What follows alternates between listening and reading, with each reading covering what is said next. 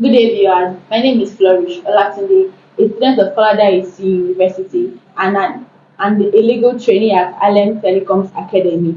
Today, we have a topic of discussion on HARLEM's telecommunication not to interconnect with other mobile network operators. And also today, we'll be having two sides, which are the supporting and the opposing team. We will start by introducing the supporting team.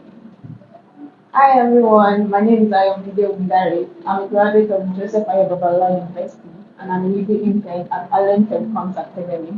Hi everyone, my name is Sarah Adejumo. I'm a graduate of Ajayi Crowther University and a legal intern at HARLEM Telecoms Academy. So we'll move to the opposing team. Good everyone, my name is Oluwagara Oluwagomiga, a 400 level law student of Faculty of Law at Telecoms University and a legal intern at Allen Telecom.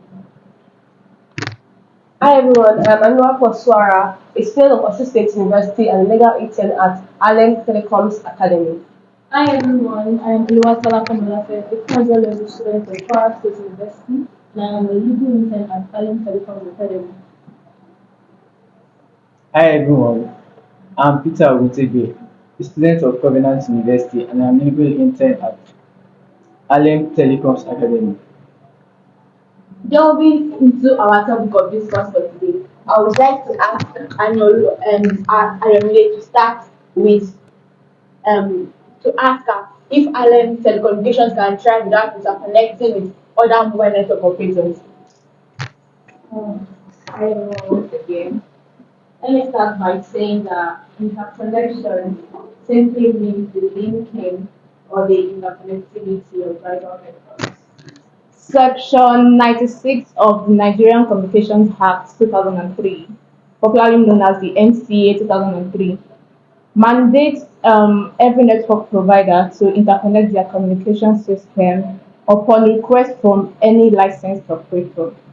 And when this happens, the dominant provider makes an interconnection agreement which outlines the obligations of each party. This obligation is what we know as the termination rate. Now, notwithstanding these provisions, and while interconnection is touted as essential for profitability in the telecoms industry, myself and Sarah will stand to argue that Allen telecommunications can still thrive without interconnection. While interconnection is beneficial to some, it is not a prerequisite for profitability. So, how can Allen telecommunications thrive without interconnection? First, let's look at market control. A company can, on its own terms of operation, create barriers to limit or to shut out competition and maintain higher prices for their services. While every company has a incorporation vision, every company has a vision that is particular and unique to them. So while MNOs, that is mobile network operators like MTN, Globalcom, and the rest, they control their market to serve for widespread common good. Allen Telecommunications can control its market to provide unique value propositions that are focused on niche markets and specialized services without relying on interconnection. This can be done by creating superior customer services that is particular to the use of certain organizations and companies. Could be the military, could be schools, could be. Excuse me.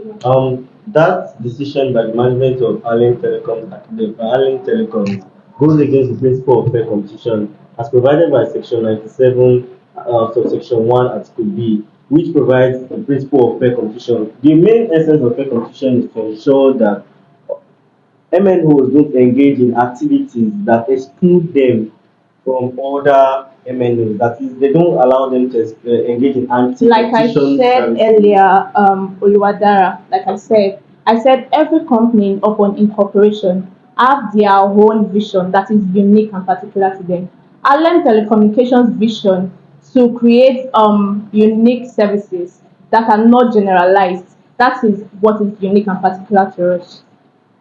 The uniqueness of Allen Telecommunications vision can also, you're right, every good company has a vision and it's always unique. but it shouldn't go against the provision of the NCA. Like you said earlier, Section 96 mandates all MNOs to interconnect upon receiving requests from a licensee. So because of this mandate, because of this rule, it is necessary for Allen Telecommunication to interconnect. If not, then they shouldn't be classified as telecommunication While I was industry. speaking, I also made mention of the fact that it is upon request from a licensed operator. So are you So saying a that telecommunications company that's is all I not that's all I mandated. So are you trying to say now that if they send if somebody decides to request for interconnection from Allen Telecoms, they would not accept because their goals or the vision that they have is against interconnection? Is that what you're trying to Since say? you are mandated or obligated to accept an interconnection agreement with another MNO, we are going to accept an agreement because we are mandated according to the provisions. So you're already going against your vision. We are not going against our that- vision. We are following the rules or the rules and regulations that is guiding the telecommunication. But you- But however, if no MNO is coming to us for an interconnection agreement, we would not be going out to. And I would like to say that a telecommunication company is not mandated on any reason unless they receive a request from another person to interconnect.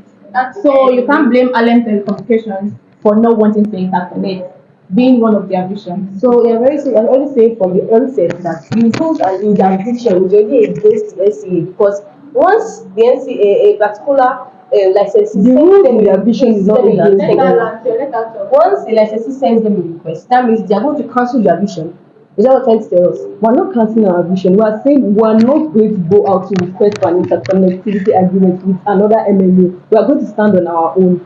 We are not requesting. Then The if the main reason why we are also said here is to know whether they can strive with Allen Telecommunication can strive without interconnection. Then if you are admitting to the fact that they cannot strive without Right. if you are admitting to the fact because you just said that upon receival of requests from another MNO, they are going to interconnect. Then that means they cannot strive without interconnection. So services, like you said earlier, what do you mean? What do you mean by special services? Do you mean to serve a specific group of people, organization, or industry? Agreed.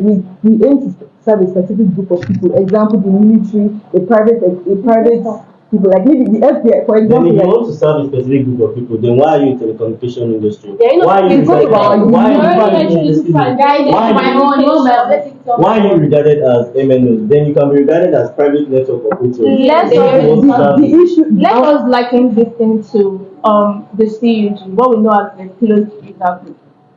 We are not saying we are a closed user group, but we are likening the services that we'll be providing to closed user. We are going to be serving the public, whether one way or the other, directly or indirectly. What the essence of an MNO is to provide value. And since MNOs like MTN, Globacom want to provide value directly to the general public, we can decide to provide our own value to the general public, but through some people. Just like the way we are using the military as an example. The military is serving for the common good of the nation, right? And for example, there are situations where the military are in emergency situations. Look at the way MNOs like MTN and Globacom, they are very popular, general public. They can be traffic and workload on the provision of their network. While we focus on restricting our own access to like a limited set of people so that we have less workload and we're able to serve high-end corporations. So what you are Like I saying is said, that Now you are trying to high-end corporations that prioritize No, you are trying to say when you're talking about secrecy and AYP, and If they are trying to internal streamline- communication. If they are trying to streamline your the people you want your services to be for, how is it for the masses or for just like the streamlined people? For the masses through the streamlined people. automatically That's like just a closed user automatically you're creating a gap between the people. Yes, you are Exactly. streamlining what you and it is even against one of your services under section 1 subsection B. Excuse me. Thank God you mentioned closed user group. If I pick up this telephone now and I place the call, it cannot go exceeding, it cannot go outside the limit. That's the close you guys with, right? Yes. Then what does that mean? That's private. Yes. If you're going to serve in that aspect, then you are going against the principle of universal coverage We're as not provided by section streamlining. 97. We're not I'm not streamlining. saying, no, I was just saying you were streamlining. You said earlier your services are likened to the closed user group. That's in a private way. Liking, Serving, not sure, really closed user group. serving, like you said, serving the masses through a specific set of people. Well, the objective of the principle of universal coverage is to ensure that everybody, including those in rural areas and low income earners, have access to efficient and adequate communication services. So if you are saying, oh, it is going to be likened to a closed user group, then these people, so certain set of people that are not in the military do not have access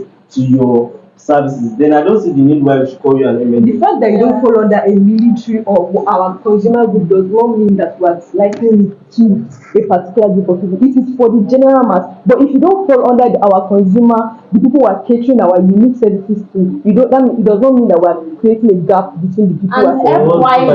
Let's go somewhere right here. Why do you think island communications will thrive without interconnection with other mobile network operators? Island telecommunications would thrive without internet connectivity with other MNOs because they would not have to pay interconnectivity rate, which the interconnectivity rate are sometimes excessive because the some MNOs will not be capable of paying this interconnectivity rate. Example is in reality, example is the MTN, the debt MTN and Glo owes MTN, which I read in an online article that says that Glo owes over 2 billion naira to MTN for the interconnectivity rate. However, if Allen Telecommunication does not go into agreement for an interconnectivity agreement with any MNO, they will be able to divert such revenue to other areas such as customer acquisition and network expansion, and also it will be able to cut down their OPEX, which is the operating expenditure.